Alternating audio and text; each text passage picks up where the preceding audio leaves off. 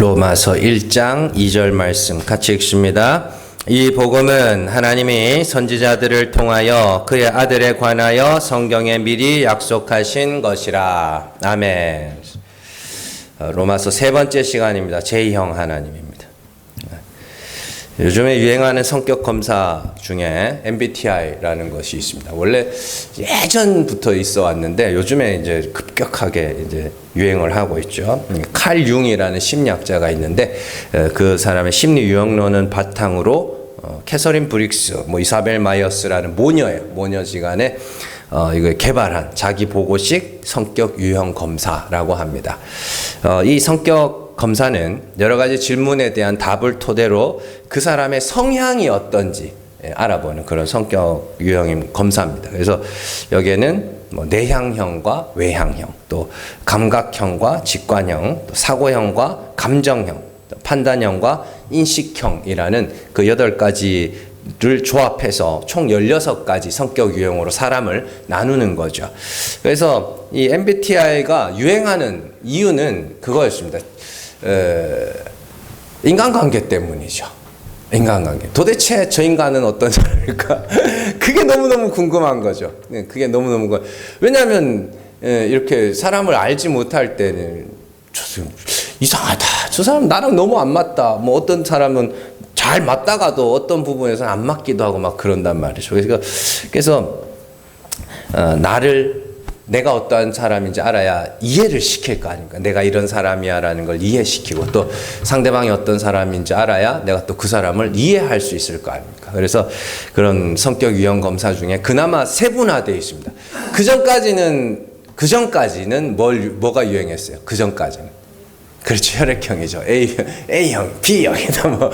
그런 혈액형이 유행을 하기도 했습니다만은, 그래서 저는 그렇게 나쁘게는 보지 않습니다. 너무 깊이 빠져가지고 그렇지 않는 이상은 참 이게 좋은 시도라고는 생각을 해요. 왜냐하면 그 전까지는 나랑 다르면, 나랑 안 맞으면 다 나쁜 놈이에요. 그렇게 나랑 잘 맞으면 좋은 사람이고 그렇게 보다가 이제는 이렇게 16가지 유형으로 나눠가지고 저 사람은 저런 사람이구나. 그러니까 이해를 하려고 하는 시도를 한단 말이에요. 그 전까지는 이해를 안 하려고 하죠. 집에서도 마찬가지예요. 집에서도 부부 사이에 이렇게 성격, 이렇게 MBTI 검사를 해가지고 이 사람은 이런 사람이구나라고 하면 이해가 되는 거예요. 그나마 이해가. 알아도 이해는 안 되는 사람들이 많습니다. 어쨌든. 자, 그래서 오늘 이 성격 유형 중에서 우리가 좀 살펴볼 유형이 하나 있는데요. 판단형과 인식형, J형과 P형입니다. 여기서 이제 J형이 판단형이고 P형이 인식형인데요. 쉽게 말하면 이래요. J형, 판단형은 계획을 세우고 일을 하는 사람입니다. 무슨 일을 할 때 갑작스럽게 하는 게 없어요. 그냥 닥치면 하는 거 이런 거 없습니다. 그럼 완전히 철저하게 계획을 세우고 그 계획을 실천해 나가는 그런 사람들을 J형이라고 하고, 반대로 이제 P형인 사람들은 이제 계획 이런 거 없습니다. 그냥 닥치면 하는 겁니다. 닥치면 하는 사람. 그래서 저는 이제 굉장히 강한 계획형 인간입니다. 굉장히 강합니다. 거의 100%에 가까운 그런 인간. 그래서 철저하게 계획하고 계획대로 움직이고, 그래서 하루에도 일과가 그냥 딱딱딱딱딱딱 짜여져 있습니다. 그래서 제 같은 사람들은 제일 싫어하는 게 이제 갑작스럽게 돌발 행동하고 계획대로 안 움직여주고 이러는 거죠. 저희 집에는 계획대로 안 움직여주는 인간들이 몇 있어가지고 굉장히 괴롭습니다. 자, 근데 이제 반대로 P형이라고 하는 인식형이라고 할지라도 사실 계획을 전혀 안 세우는 건 아닙니다. 다 어느 정도 계획은 있죠. 왜냐하면 인간은 앞날에 대해서 어느 정도 예측하는 능력이 있기 때문입니다. 어느 정도. 그래서 지금 이제 그저껜가까지 장마철이라고 그죠? 또 오늘 엄청 덥죠? 또 수요일쯤에 비가 와서 온도가 좀 떨어진다고 하는데, 어쨌든 이런 들쭉날쭉 장마가 끝나고 나면 이제 7월 말 8월 이쯤 되면 엄청 더울 거예요. 그죠? 엄청 더울 거고, 또 이제 9월 중순 넘어가면 이제 시원해질 거고. 뭐 그런 거 다 예측하시잖아요. 그래서 지금 이제 더우니까 이제 얇은 옷도 꺼내고 따뜻한 옷은 집어넣고 또 이제 가을쯤 되면 이제 얇은 옷 다 집어넣고 그러겠죠. 그런 계획들 세우고 다 하시잖아요. 그 정도는. 자, 그래서 또 자녀를 키우는 부모들은 자녀가 자라면 학교에 갈 것도 알고 학교를 졸업하면 뭐 취업을 할 것도 알고 취업을 하고 나면 뭐 결혼할 것도 알고 그래서 그에 맞게 또 준비를 하기도 합니다. 그래서 좀 여유가 있는 가정들은 어릴 때부터 자녀들의 결혼 자금을 이렇게 차곡차곡 모으는 그런 가정들도 있다고 합니다. 자, 그처럼 인간은 어느 정도 앞날을 예측하고 자신이 예측한 앞날을 미리 준비하는 능력이 있습니다. 물론 우리의 예측이 다 맞아떨어지는 건 아니에요. 그래서 학교를 가야 되는데 못 가는 애들도 있고 졸업을 해야 되는데 졸업을 못 하는 애들도 있고 그죠? 그래서 대학도 안 가는 애들도 취업 못 하는 애들, 결혼을 못 하는 사람들. 요즘에는 결혼이 이제 아주 그냥 예상 밖의 변수가 돼 버렸죠. 결혼을 하는 게 대단한 그런 시대가 되어 가고 있습니다. 그러니까 우리의 예측이 다 맞아떨어지는 건 아니죠. 왜냐하면 사람의 인생에는 돌발 변수가 너무나도 많기 때문입니다. 너무 많기 때문에 내가 아무리 철저하게 계획을 짜고 준비를 해도 그 계획대로 안 되는 거예요. 그런 의미에서 보면 하나님이야말로 진정한 제2형 하나님입니다. 오늘 이제 설교 제목이 그렇게 MBTI 제2형 그걸 따서 했습니다만은 100% 하나님은 제2입니다. 100%가 한 12,000% 정도 되는 것 같아요. 하나님의 계획은 어긋나는 경우가 없습니다. 인간의 계획은 어긋나는 경우가 많지만 하나님의 계획은 완전하고 그 계획은 반드시 성취됩니다. 왜냐하면 하나님은 계획을 세우고 그것을 실행하시는 정도가 아니라 역사 전체를 보고 계시기 때문입니다. 이걸 신학계에서는 뭐라고 하냐면 구원이 창조보다 앞선다. 혹은 종말이 창조보다 앞선다. 이렇게도 설명을 합니다. 잘 들으세요. 생각을 하세요. 구원이 창조보다 앞선다고요. 그러니까 무슨 말이냐면 구원받은 사람이 먼저 존재하고 그리고 역사를 만들어간다. 이렇게 설명을 하는 겁니다. 이게 굉장히 중요한 개념인데 뭐 크게 모르셔도 됩니다. 설명을 해드릴게요. 자, 예를 들면은 여러분들 이제 극장 가시잖아요. 극장 뭐 텔레비전으로 영화를 본다. 처음 보는 영화예요. 처음 보는 영화. 자, 근데 우리는 딱 영화가 플레이 되면 이제 1초부터 시작해서 2시간짜리 영화라고 했을 때 2시간 쭉 이렇게 시간을 따라서 이렇게 진행이 되잖아요. 그죠? 근데 영화 감독은 그 내용을 다 알아요, 몰라요? 영화 감독은 다 알아요. 그죠? 그래서 영화 감독이 우리한테 와가지고 1시간 뒤쯤에 저 주인공이 다칠 거야. 이렇게 말을 했다고 치자고요. 그러면 그거는 그대로 돼요, 안 돼요? 되겠죠? 예. 네. 그게 하나님께서 일하시는 방식이에요. 이미 된 일이라니까요. 감독의 입장에서 1시간 뒤에 주인공이 다치는 건 이미 된 일이에요, 그건. 왜냐? 다 이 시간, 영화 전체를 다 꿰뚫어 보고 있으니까, 다 아우르고 있으니까. 그러니까 1시간 뒤에 이런 일이 일어날 거야 했다면 이거는 뭐예요? 이미 된 일이에요, 하나님, 그 감독의 입장에서는. 그러나 우리는 뭐예요? 시간을 따라서 그냥 영화를 스크린이 보여주는 대로 보는 수밖에 없죠. 그러니까 이렇게 보다가 1시간 뒤쯤에 주인공이 다시면 오 진짜네. 오 진짜 이렇게 되는 거죠. 하나님이 역사 전체를 아우른다는 것은 그런 개념입니다. 하나님께서 시간을 보시기에는 하나님께서 이 역사를 전체를 보고 계시는 분이기 때문에 하나님이 이렇게 될 거야라고 하면 오 진짜 그렇게 되네 정도가 아니라 그건 하나님의 입장에서는 이미 된 일이라고 봐야 되는 거예요. 그래서 역사는 하나님이 계획한 대로 흘러간다는 표현보다는 이미 확정된 것을 하나님이 슬쩍 우리에게 말씀해 주신다. 이렇게 보시면 되는 것이죠. 그래서 오늘 말씀을 이해하기 위해서는 이러한 하나님의 시간관을 이해하는 것이 굉장히 중요합니다. 자, 다시 한번 잘 설명을 드리지만 하나님은 영화 감독과 같이 역사 전체를 아우르고 계시고 우리는 시간 속에서 이미 확정된 역사를 뭐 하는 거야? 살아내고 있을 뿐입니다. 그래서 이게 굉장히 재밌는 게 요즘에 물리학이 예전에는 뉴턴 물리학이 그래서 정답이 있는 그런 물리학 바뀌었는데 양자역학이라고 지금 노벨 물리학상 이런 상들도 전부 양자역학 학자들이 지금 받고 있거든요. 그 양자역학의 시간 개념으로 보면 이거 맞아요. 예, 역사는 확정되어 있는 게 맞아요. 그런 걸 뭐 설명을 하려면 너무 오래 걸리니까. 자, 어쨌든 하나님이 성경에서 약속을 통해서 일을 해나가시는 이유도 마찬가지입니다.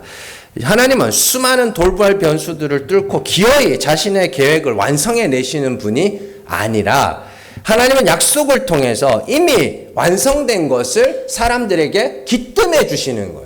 이렇게 될 거야. 나중에 이렇게 될 거야. 이렇게.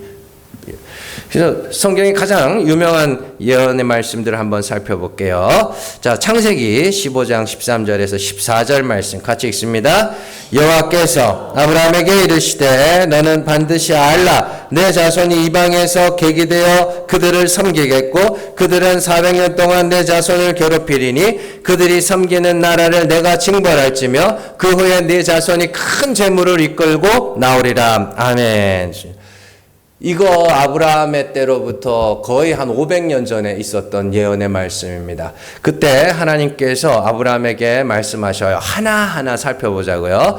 자, 하나님은 아브라함에게 네 자손이 이방에서 계기되어 400년 동안 섬기고 그들은 아브라함의 자손 곧 이스라엘을 괴롭힐 것이라 말씀을 하셨습니다. 그리고 400년이 지난 후에 아브라함의 자손들은 큰 재물을 이끌고 나오게 될 것이다. 이렇게 말씀하시죠. 자, 하나하나 분석을 해봐야 돼요. 아브라함 자손들이 400년 동안 이방, 애굽이죠. 애굽에서 계기되기 위해서, 애굽에서 나오기 위해서는 제일 먼저 무슨 일이 있어야 돼요? 애굽에서 나오려면, 애굽 들어가야지. 지금 아브라함이 이 예언의 말씀, 이 약속을 받는 곳이 가나안 땅이란 말이에요. 가나안 땅에서 이 약속을 받았어요. 그러면 400년 뒤에 애굽에서 나오려면 뭐 해야 돼요? 그 전에 400년 전에 애굽으로 들어가는 일이 있어야 되잖아요. 그죠? 그런데 아브라함과 이삭과 야곱 그리고 그의 식구들이 야곱 때에 애굽에 들어갈라 했어요? 안 들어갈라 했어요? 안 들어갈라 했어요. 안 들어갈라 했다고. 그렇잖아요. 안 들어갈라 했다니까요. 그러니까 하나님이 어떻게 하셨어요?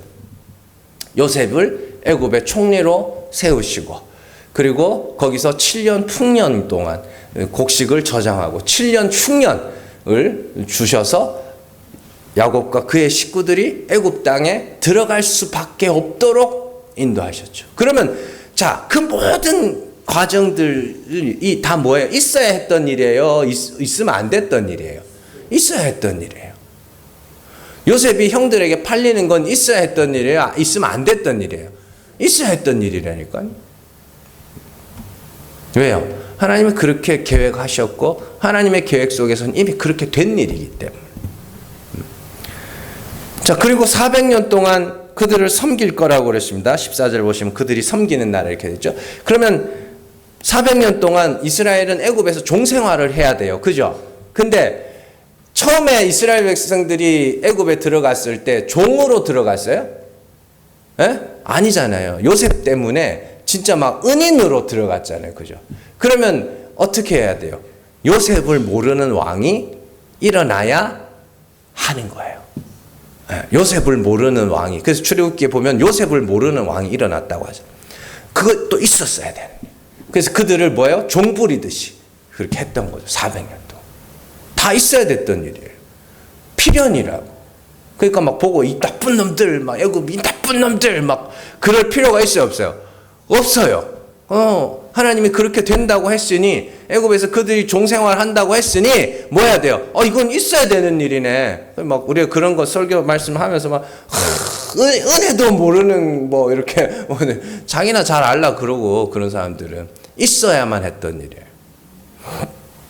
또한 하나님은 그들이 섬기는 나라를 징벌할 것이라 말씀하셨어요. 자, 그 나라를 징벌하기 위해서는 하나님의 징벌이 그 땅에 떨어져야 하며, 징벌이 다 떨어지기 전에는 이스라엘이 애굽에서 나오는 일이 있으면 안 되죠. 그러니까 하나님이 10가지 재앙을 애굽 땅에 주시는데, 만약에 바로가 한 2개, 3개 정도 받고, 어이구야, 야, 안 되겠다. 이거 보내자 해서 보내면 돼요, 안 돼요? 돼요, 안 돼요, 그러면 안 돼요. 이스라엘 징벌해야 되거든, 애굽을. 예? 그렇죠. 그러니까 어떻게 해요? 하나님께서 바로의 마음을 완악하게 하셔서 10가지 재앙을 다 받아내게 하시는 거예요. 출애굽기 7장 3절에서 4절 말씀 같이 읽습니다. 내가 바로의 마음을 완악하게 하고 내 표징과 내 이적을 애굽 땅에서 많이 행할 것이나 바로가 너희의 말을 듣지 아니할 터인즉 내가 내 손을 애굽에 뻗쳐 여러 큰 심판을 내리고 내 군대 내 백성 이스라엘 자손을 그 땅에서 인도하여 낼지라. 아멘. 아브라함에게 내가 애굽을 징벌할 거라 그랬어요. 근데 혹 바로가 야야야 막 1가지 2가지 재앙만 보고 안 되겠다, 빨리 보내야 되겠다고 보내버리면 안 되니까 하나님이 어떻게 하셨다 그래요? 바로의 마음을 완악하게 하셨어요. 내가 완악하게 하고 내가 너희의 말을 듣지 않게 하겠다. 그렇게 돼요. 이것도 있어야 되는 일이죠. 자, 또한 하나님은 아브라함에게 네 자손이 애굽에서 나올 때 큰 재물을 이끌고 나올 것이라고 말씀하셨습니다. 애굽에서 종로를 타던 이스라엘 백성들이 어떻게 큰 재물을 끌고 나올 수 있었어요? 하나님께서 이스라엘 백성들에게 애굽에서 나올 때 애굽 사람에게 은근 패물과 의복을 구하라고 이야기를 합니다. 그리고 하나님께서 그들의 마음 은혜를 입게 하사 은근 패물과 의복을 주었다고 성경이 기록하고 있죠. 출애굽기 12장 35절에서 36절 말씀 같이 읽습니다. 이스라엘 자손이 모세의 말대로 하여 애굽 사람에게 은근 패물과 의복을 구하매 여호와께서 애굽 사람들에게 이스라엘 백성에게 은혜를 입히게 하사 그들이 구하는 대로 주게 하심으로 그들이 애굽 사람의 물품을 취하였더라. 아멘. 제가 이제 어릴 때 어떤 목사님이 말씀을 설교하면서 이스라엘 사람들이 애굽 땅에 살면서 정직하고 똑바로 올바르게 행했대, 착하게 살았대. 그래가지고 이 애굽 사람들이 이제 우리 떠나가면 어떡하냐 뭐 이러면서 막 좆된 아니에요. 그런 말씀 아니에요. 하나님이 아브라함에게 이미 500여 년 전에 약속하신 것을 성취하도록 하기 위해서 구해라고 합니다. 아니 무슨 자격으로 구해요 그걸? 그렇잖아요. 무슨 자격으로? 아무리 친하고 아무리 착하다는들 은근 패물 내라. 여러분들 그 집에 있는 그 금고에 그 거의 묵이뒀던 그 돌반지 이런 거 있잖아요. 그 가가지고 제가 그거 주세요 하면 주실 거예요? 안 줄걸요? 근데 하나님이 구하라 그래 그들에게. 그러면 하나님께서 그들의 은혜를 입게 하셔서 어떻게 해요? 줄 거야. 그래서 약속하신 대로 은근패물 수많은 재물을 이끌고 애굽에서 나오게 되는 것이죠. 자, 하나님이 아브라함에게 하신 약속들이 전부 다 출애굽 때 다 뭐예요? 성취가 됐죠. 이게 우연히 수많은 돌발 변수들을 뚫고 그게 된 것이 아니라 하나님의 계획하에는 이미 그렇게 되어 있는 겁니다. 이미 그렇게 되어 있는 거예요. 그러니까 그 과정에 있었던 일들이 다 뭐예요? 필요한, 다 있었어야만 했던 일들. 하나님의 약속이 끌고 가는 시간들이기 때문에. 우리의 신앙생활도 마찬가지입니다. 우리가 예수를 믿는 것도, 우리가 이 교회에 다니는 것도, 여기서 여러 성도들을 만난 것은 우연과 우연이 겹쳐서 우연히 된 일이 아닙니다. 철저하게 하나님의 계획하에서 일어난 일이며 더 정확하게는 일어날 수밖에 없었던 일들. 여러분들 과거도 마찬가지입니다. 일어날 수밖에 없었던 일. 하나님의 관점이에요. 우리는 알아요, 몰라요? 우리는 몰라요. 그래서 우리의 인생이 재밌는 거예요. 영화관 가가지고 여러분들 영화 내용을 다 알면 재밌어요, 재미없어요? 뭐 명작은 여러 번을 봐도 뭐 재밌다 그러긴 하던데 어쨌든 저는 2번 보긴 힘들더라고요. 모르니까 재미있는 거예요. 모르니까. 근데 하나님의 입장에서 어떻게 해요? 다 알고 있는데. 왜냐하면 우리의 구원이 창세전에 계획되어 있던 일이기 때문입니다. 에베소서 1장 3절에서 5절 말씀 같이 읽습니다. 찬송하리로다. 하나님 곧 우리 주 예수 그리스도의 아버지께서 그리스도 안에서 하늘에 속한 모든 신령한 복을 우리에게 주시되 곧 창세전에 그리스도 안에서 우리를 택하사 우리로 사랑 안에서 그 앞에 거룩하고 흠이 없게 하시려고 그 기쁘신 뜻대로 우리를 예정하사 예수 그리스도로 말미암아 자기 아들들이 되게 하셨으니. 아멘. 그리스도 안에서 하나님의 아들이 되는 신령한 복을 주시기 위해서 우리를 언제 택하셨어요? 창세전에. 근데 여기서 중요한 게 뭐냐면 여기 쓰인 동사들 시제들이거든요. 잘 보시면 여기에 쓰인 동사들의 시제가 다 과거, 부정과거라고 불리는데 된 거예요. 이미 된 거. 이미 그렇게 된 거. 근데 창세전에 어떻게 했다 그래요? 신령한 복을 주시되 부정과거. 이미 주셨대. 택하사, 예정하사, 하나님의 아들들이 되게 하셨어요. 이미 그렇게 돼 있었대. 창세. 그리고 이미 그렇게 된 걸 어떻게 그렇게 되었는가를 우리 인생을 통해서 어떻게 해요? 펼쳐내시는 그런 과정이에요. 그래서 여러분들 두루마리가 아니고 두루마기 아니고 두루마리. 그 옛날에 그 상소문 같은 거 사극 보면 상소문 보면 어떻게 해요? 똘똘똘똘 말려 있죠. 그 안에는 내용이 다 들어 있어요, 없어요? 내용이 다 들어 있죠, 그 내용이. 근데 이걸 어떻게 읽어요? 쫄쫄쫄쫄 펼치면서 이렇게 읽어 가죠. 그렇게 생각을 하시면 됩니다. 이미 그렇게 된 거예요. 창세전 이미 그렇게 된 것을 역사라는 것을 통해서, 역사니까 너무 거창하지만 여러분들 인생이라는 것을 통해서 쭉 펼쳐나가십니다. 그 과정 중간에 뭐가 있냐면 예수를 믿게 되는 그 시점이 있단 말이에요. 그걸로 말미암아서 우리의 인생이 그렇게 창세전부터 하나님께서 택하시고 우리를 끌고 오셨구나라는 걸 깨닫게 되고 그렇게 되는 것이죠. 지금까지 그래서 그러니까 이거를 뭐라 그러냐면 뭐 already not yet 이래가지고 뭐 이미 그렇게 되었지만 아직 그렇게 되지 않았다 이렇게 설명을 하는 거죠. 그러니까 에베소서에서는 다 이미 그렇게 된 것처럼 설명을 합니다. 에베소서에서는. 근데 로마서나 갈라디아서에서 보면 앞으로 그렇게 될 것처럼 그렇게 설명을 해요. 이 시제가 막 엉켜서 놨다. 그 하나님의 입장에서는 이미 그렇게 된 거예요. 근데 사람의 입장에서는 우리 인생의 입장에서는 뭐예요? 앞으로 장차 그렇게 될 것이죠. 그래서 하나님 입장에서는 천국은 이미 우리가 천국에 가 있어요, 없어요? 가 있다니까요. 천국에 가 있고. 그러니까 여러분들 요한계시록 잘 보시면 요한계시록 보면 천상의 교회와 지상의 교회가 반복해서 나타나거든요. 천상의 교회는 이미 하늘에 14만 4천은 이미 나뭇가지 들고 구원하시면 하나님과 어린이 함께 있습니다라고 찬송을 하고 있다니까요. 근데 지상의 교회에서는 뭐 하고 있어요? 막 고난받고 분투하고 막 이러고 있다니까요. 이게 동시에 나타나는 거죠. 그렇게 생각을 하십니다. 이미 그렇게 돼 있는데 역사를 통해서 그걸 경험하고 있는 것이죠. 영화관 생각하시면 이해하기가 쉽습니다. 어려울 거 하나도 없어요. 자, 지금까지 살펴본 바와 같이 하나님은 역사 전체를 아우르는 분이시며 우리는 이미 완성된 역사를 시간을 통해서 살아내고 있음을 잘 기억을 하셔야 됩니다.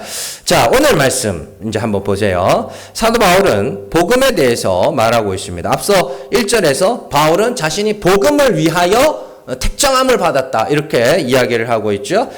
그러면 지난 시간에 우리가 살펴본 바와 같이 복음의 내용이 뭐예요? 예수 그리스도께서 우리 죄를 위하여 죽으셨고 하나님이 그를 죽은 자 가운데서 살리셨다. 이게 복음의 내용입니다. 그런데 오늘 말씀에서는 복음의 내용이 아니라 이 복음, 예수 그리스도께서 언제 준비되셨는가, 언제부터 준비되셨는가를 기록을 하고 있어요. 자, 그 말은 복음은 하나님이 선지자들을 통하여 그의 아들에 관하여 성경에 미리 약속하신 것. 그러니까 예수 그리스도의 오심은 우발적 사건이 아니라는 거예요. 하나님께서 부랴부랴 아이고 야야야 이거 내 아들 저 보내가지고 어떻게 해야 되겠다. 이게 아니라 이미 구약에서부터 계획되어 있었던 일이라는 것이죠. 구약에 기록된 예수 그리스도의 오심과 죽음과 부활에 관한 예언들 너무너무 많습니다. 너무너무 많지만 제일 유명한 거 몇 가지만 살펴보도록 할게요. 첫 번째로 자, 창세기에 나오는 거 한번 살펴볼게요. 창세기 3장 15절 말씀 같이 읽습니다. 내가 너로 여자와 원수가 되게 하고 네 후손도 여자의 후손과 원수가 되게 하리니 여자의 후손은 내 머리를 상하게 할 것이요 너는 발꿈치를 상하게 할 것이니라 하시고 아멘. 이게 이제 원시복음이라 불리는 뱀의 후손과 여자의 후손에 대한 이야기입니다.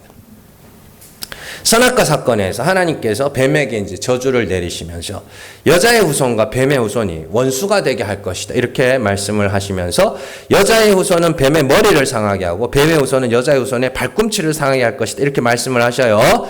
자, 그러면 여자의 후손이 누구예요? 예수님인데 그럼 예수님이 여자의 후손인 이유가 뭐예요? 자, 이 땅에 태어나는 모든 사람은 다 남자의 후손입니다. 남자의 씨로 말미암아 탄생하기 때문에 남자의 후손이에요. 근데 여자의 후손이라는 말은 남자의 씨를 통하여 나지 않았다는 이야기입니다. 그래서 마리아는 동정녀여야만 했던 거예요. 그러니까 우리가 과학자나 이런 사람들이 동정녀 마리아 동정녀에게서 탄생했다 그러면서 예수님이 동정녀였다 그게 가능하냐 이런 질문을 합니다. 가능하냐 이런 질문을 하는데 그게 중요한 게 아니에요. 질문을 던지셔야 돼요. 교리에 대해서 하면 왜 이 교리가 주어졌는가, 왜 이 교리가 주어졌는가 그게 중요하다니까요. 예수님이 왜 동정녀에게서 나셔야만 했는가가 논쟁의 핵심이지 동정녀에게서 나느냐 안 나느냐는 논쟁의 핵심이 아니에요. 왜냐하면 하나님은 하실 수 있다니까요. 무슨 일이든지. 아니 흙에서 사람을 만들어내시는 분인데 그거 하나 못하겠냐고요. 동정녀가 아들을 낳을 수 있느냐 없느냐가 문제가 아니라 왜 동정녀에게서 나셔야만 했는가가 중요한 거라고. 그래서 예수님은 여자의 후손으로 오셔야 되기 때문에 동정녀에게서 탄생을 하셔야 되는 거예요. 그래서 남자의 씨로 탄생하지 않고 성령으로 잉태했다 이렇게 나오는 겁니다. 여자의 후손, 남자의 씨를 통하지 않은. 그래서 이사야 예언과 마태복음에서도 그 이야기가 나오죠. 자, 이사야 7장 14절 말씀 같이 읽습니다. 그러므로 주께서 친히 징조를 너에게 주실 것이라. 보라, 처녀가 잉태하여 아들이 낳을 것이요 그의 이름을 임마누엘이라 하리라. 마태복음 1장 13절 같이 읽습니다. 보라, 처녀가 잉태하여 아들을 낳을 것이요 그의 이름은 임마누엘이라 하리라 하셨으니 이를 번역한즉 하나님이 우리와 함께 계시다 함이라. 아멘. 여자의 후손. 예수님은 동정녀에게서 나셔야만 했다. 왜요? 여자 후의 후손으로 오셔야 되겠다. 그럼 이제 뱀의 후손이 있어야 될 거 아닙니까? 여자의 후손과 뱀의 후손이 서로 원수가 돼야 되니까.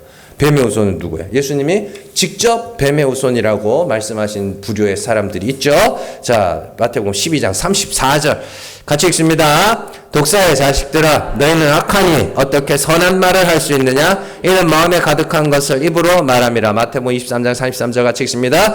뱀들아, 독사의 새끼들아, 너희가 어떻게 지옥의 판결을 피하겠느냐? 아멘. 예수님께서 바리새인들과 서기관들을 향하여 뭐라 그래요? 뱀의 후손, 독사의 자식들, 뱀의 후손들. 그런 거예요. 그 예수님이 괜히 막 승질 나가지고 그것들 이 독사 새끼들 막 그렇게 한 게 아니고 승질이 나가지고 그런 게 아니고 하나님의 예언을 뭐 하고 계신 거예요? 하나님의 예언에 관하여 말씀하고 계신 거예요. 독사의 자식들. 그래서 독사의 자식들, 뱀의 후손들이 여자의 후손의 발꿈치를 상하게 해야 되죠. 그래서 뱀의 후손들, 바리새인들과 서기관들과 대제사장들 이런 사람들이 뭐 했어요? 예수님을 십자가에 못 박죠. 못 박아요. 그러면 여자의 후손이 뱀의 후손의 머리를 상하게 해야 되죠. 어떻게 상하게 해요? 예수께서 죽은 자 가운데서 3일 만에 부활하심으로 말미암아서 예수께서 나타내신 하나님이 참 하나님이심을 증명하셨죠. 그로 말미암아 이 사람들이 말하는 하나님과 예수님이 말씀하신 하나님 중에 예수님이 말씀하신 하나님이 참 하나님이심을 증명함으로 말미암아 이들이 뭐 하는 거예요? 이들의 머리가 상하게 되는 겁니다. 그러니까 예수님이 승리하셨다라는 것은 예수님이 뭐 가가지고 막 사람들하고 막 전쟁해가지고 칼싸움하고 해가지고 승리한 게 아니고 누가 옳으냐, 누가 옳으냐, 누가 그러냐의 싸움에서 예수님이 이겼다는 이야기예요. 예수님은 은혜의 하나님을 말하고 유대인들은 율법의 하나님을 말해요. 그럼 둘 중에 하나는 진짜고 하나는 거짓이어야 될 거 아닙니까? 그래서 예수님이 나타내신 하나님이 진짜 하나님이심을 증명하심으로 말미암아 이게 뭐예요? 그들이 말하는 하나님 가짜가 된 거예요. 그리고 이게 뭐 하는 거예요? 머리를 상하게 하는 거죠. 그게 승리한 거예요. 그래서 예전에도 그런 사건들이 많이 있었죠. 뭐 천동설이 지배하던 세상에 누군가 코페르니쿠스인가요? 그 사람이 지동설을 주장을 하잖아요. 그러니까 사람들이 막 배척했다고. 막 배척하니까. 알고 봤더니 진짜로 뭐예요? 알고 봤더니 진짜로 지구가 도는 거네. 그러면 누가 코페르니쿠스가 당시의 사람들을 뭐예요? 머리를 상하게 하는 거예요. 마찬가지죠. 저 1500년대인가 1600년대인가 그 산부인과에서 전에도 한번 말씀드렸어요. 산부인과에서 그때는 위생 개념, 세균에 대한 개념이 없어. 세균이. 그래가지고 산부인과에서 애를 받으면 자꾸 죽어나가요. 애가. 자꾸 죽어나가는 거예요. 산모도 죽어나가고. 왜 그런가. 그래서 어떤 사람이 제멜바이스라는 사람이 의사입니다. 뭐가 있지 않을까? 우리가 눈에 보이지 않지만 뭐가 있지 않을까? 그래가지고 세균이라는 단어 자체가 그때는 없었어요. 그래서 뭔가 있다. 보이지 않는 뭔가 병에 뭔가가 있다라고 주장을 했습니다. 근데 그때 당시에 다른 의사들이 이 사람을 정신병자 취급을 합니다. 진짜 정신병동에 넣어버립니다. 그런 일들을 하게 되죠. 근데 알고 봤더니 시간이 지나고 봤더니 진짜 세균이 있는 거죠. 어떻게 싫어요? 손을 씻고 의사들이 애를 받기 전에 손을 씻고 들어가서 애를 받기 시작하는데 사산율이나 임산부 질병이 뚝 떨어지는 거예요. 그러니까 뭔가가 있다 이렇게 나중에 밝혀져. 그게 머리를 상하게 하는 겁니다.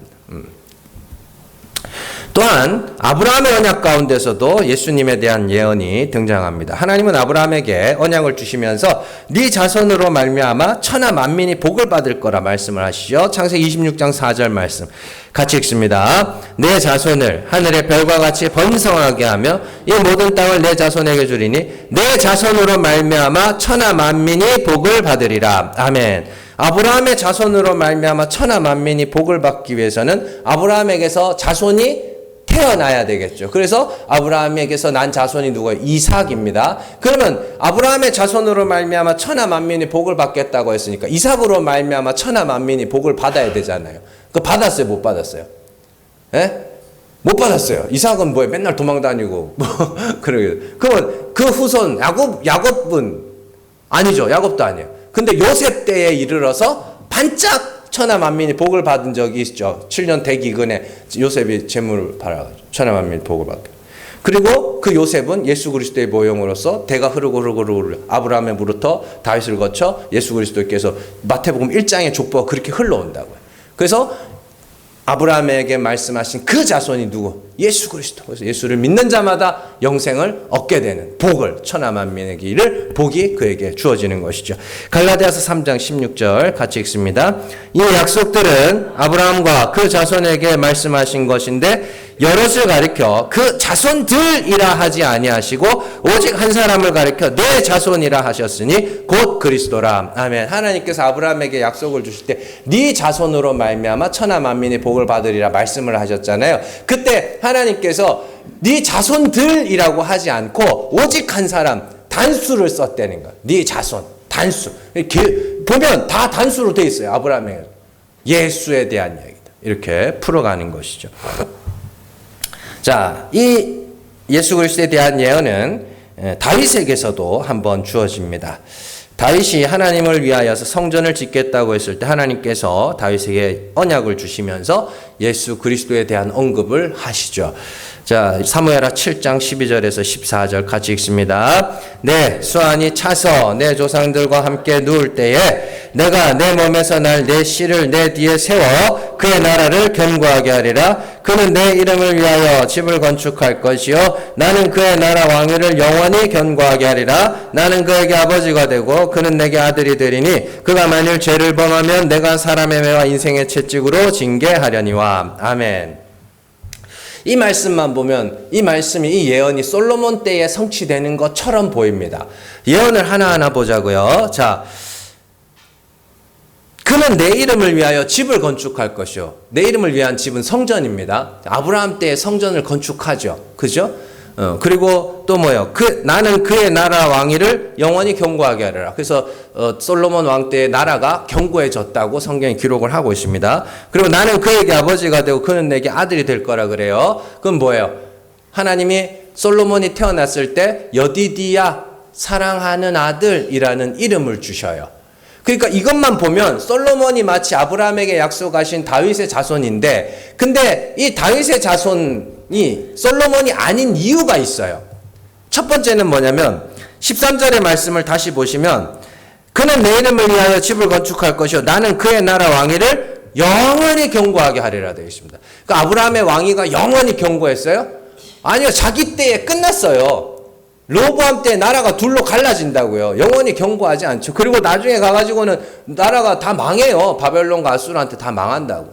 그러니까 영원히 견고하지 않죠. 그리고 또 하나 결정적인 것이 14절 마지막 부분에 그가 만일 죄를 범하면 내가 사람의 매와 인생의 채찍으로 징계하려니와 이렇게 되어 있습니다. 솔로몬이 범죄했어요, 안 했어요? 솔로몬이 범죄했죠. 이방 여인들하고 결혼해가지고 수많은 우상들, 수많은 산당들을 이스라엘 땅에 짓는단 말이에요. 범죄했어요. 근데 하나님이 어떻게 하셨어요? 예? 떼찌 했어요? 떼찌 안 했어요. 떼찌 안 하고 어떻게 했어요? 2번 나타나셔서 하지 마라고 합니다. 말만 합니다. 징계를 안 하셔. 자, 그러면 예수 그리스도로 한번 이야기해 볼까요? 자, 예수님은 그는 내 이름을 위하여 집을 건축할 거라고 그랬습니다. 예수님이 성전 건축했어요, 안 했어요? 안 했어요? 여러분들이 아닙니까? 성령이 거하시는 전 성전 여러분들 이야기잖아요. 성전 건축하셨죠. 내 이름을 위한 집이 뭐예요? 하나님을 아는 자들. 여러분들. 그리고 뭐예요? 나는 그의 나라 왕위를 영원히 견고하게 하리라. 예수 그리스도는 영원한 속죄를 이루신 영원한 왕으로서 하나님 나라에 계시죠. 그 왕위는 끝나요, 안 끝나요? 안 끝나요. 영원히 이어질 겁니다. 그리고 나는 그에게 아버지가 되고 그는 내게 아들이 되라. 예수님이 세례 받으실 때 하늘에서 음성이 있어서 어떻게 이는 내 사랑하는 아들이요 내 기뻐하는 자라 말씀하시죠. 그리고 그가 만일 죄를 범하면 내가 사람의 매와 인생의 채찍으로 징계하겠다 그랬습니다. 하나님, 예수님 죄를 지었어요, 안 지었어요? 안 지었어요. 그럼 어떻게? 안 맞았어요? 맞았죠. 왜 맞았어요? 우리의 죄를 대신 지시고 십자가에서 사람의 매와 인생의 채찍으로 맞으시는 겁니다. 이사야 53장 5절 말씀 같이 읽습니다. 그가 찔림은 우리의 허물 때문이요 그가 상함은 우리의 죄악 때문이라. 그가 징계를 받음으로 우리는 평화를 누리고 그가 채찍에 맞음으로 우리는 나음을 받았도다. 아멘. 예수님이 하나님께 인생의 채찍, 사람의 매와 인생의 채찍으로 우리에게 떨어질 매를 대신 맞으시는 그런 말씀들이 이렇게 쭉 이어지는 것이죠. 자, 이제 중요한 것.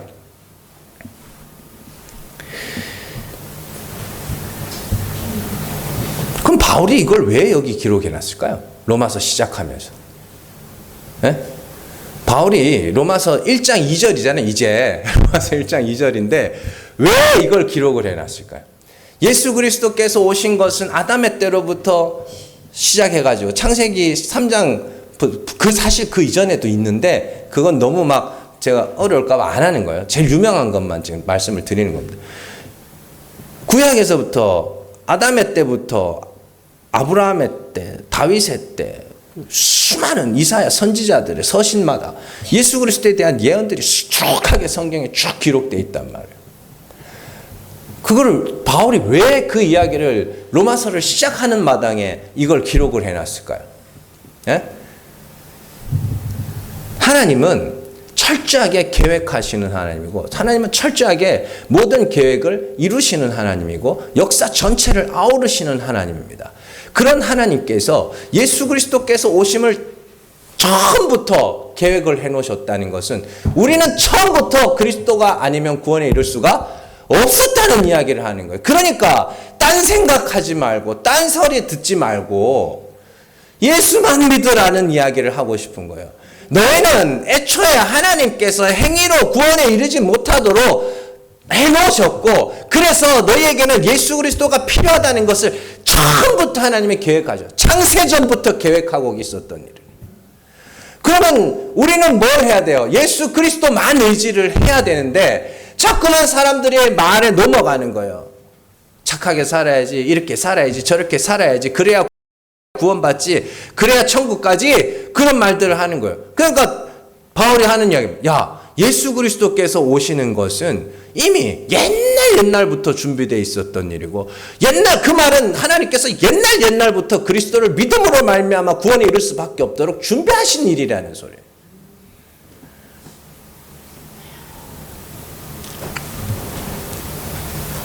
그리고 하나님의 그 계획하심을 따라서 우리는 그리스도를 믿게 되었고 여기까지 이르게 되었고, 앞으로도 하나님께서 인도하셔서 예수만 의지하는 자로 만들어 가실 겁니다. 처음부터 하나님은 예수 그리스도 안에서 우리를 구원하시려고 작정하신 하나님이에요. 그러니까 다른 어떤 거짓말에도 속지 마시고, 아무리 그럴듯한 말, 아무리 광명한 천사와 같이 자기를 가장한 사람이 찾아와서 이렇게 살아야 구원받는다, 저렇게 살아야 구원받는다, 그 말을 해도 여러분들의 입에서는 아니야, 우리는 처음부터 예수 그리스도 안에서 구원받기로 작정이 되어 있었고 하나님께서 계획하신 일이라, 그 정도는 말씀을 하실 수 있어야 되는 것이죠. 예수 그리스도에 오심은 우발적 사건이 아닙니다. 일어나지 말아야 할 사건이 일어나서 하나님께서 부랴부랴 수습하시려고 예수를 보내신 게 아니에요. 처음부터 우리는 그리스도로 말미암아 죄사함 받아야 할 죄인이었습니다. 잘 기억하시고 예수만 의지하고 예수만 자랑하고 예수만 의지하고 바라보는 저 여러분들 되시기를 주님의 이름으로 축원합니다. 기도하겠습니다.